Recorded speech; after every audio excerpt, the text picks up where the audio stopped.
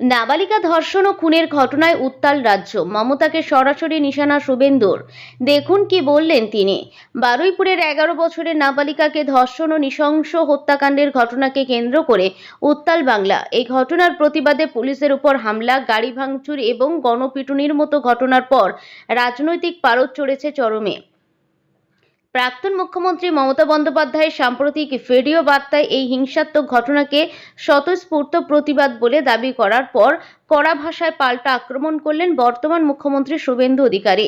Social মিডিয়ায় এক পোস্টে শুভেন্দু অধিকারী লেখেন, নিজে হেরেছেন দল, চূড়ান্তভাবে হেরেছে।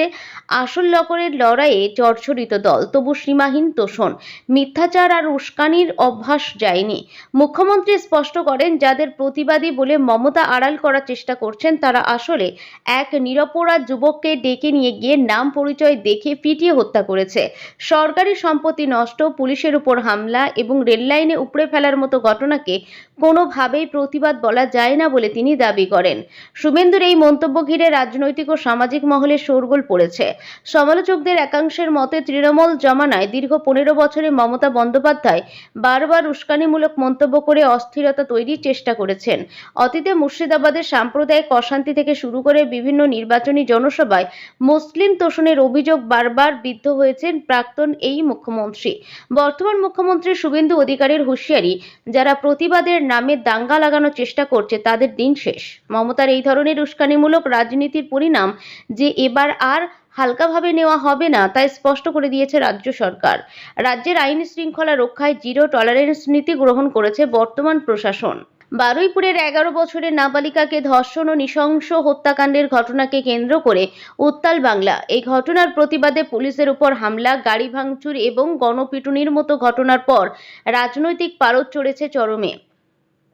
প্রাক্তন মুখ্যমন্ত্রী মমতা বন্দ্যোপাধ্যায়ের সাম্প্রতিক ভিডিও বার্তায় এই হিংসাত্মক ঘটনাকে স্বতঃস্ফূর্ত প্রতিবাদ বলে দাবি করার পর কড়া ভাষায় পাল্টা আক্রমণ করলেন বর্তমান মুখ্যমন্ত্রী শুভেন্দু অধিকারী। সোশ্যাল মিডিয়ায় এক পোস্টে শুভেন্দু অধিকারী লেখেন, নিজে হেরেছেন দল, চূড়ান্তভাবে হেরেছে। আসল লকরের লড়াইয়ে জর্জরিত দল, তবু সীমাহীন তোষণ, মিথ্যাচার আর উস্কানির অভ্যাস যায়নি। মুখ্যমন্ত্রী স্পষ্ট করেন, যাদের প্রতিবাদী বলে মমতা আড়াল করার চেষ্টা করছেন তারা আসলে এক নিরপরাধ যুবককে ডেকে নিয়ে গিয়ে নাম পরিচয় দেখে পিটিয়ে হত্যা করেছে। সরকারি সম্পত্তি নষ্ট, পুলিশের উপর হামলা এবং রেললাইনে উপড়ে ফেলার মতো ঘটনাকে কোনোভাবেই প্রতিবাদ বলা যায় না বলে তিনি দাবি করেন। শুভেন্দুর এই মন্তব্য ঘিরে রাজনৈতিক ও সামাজিক মহলে শোরগোল পড়েছে।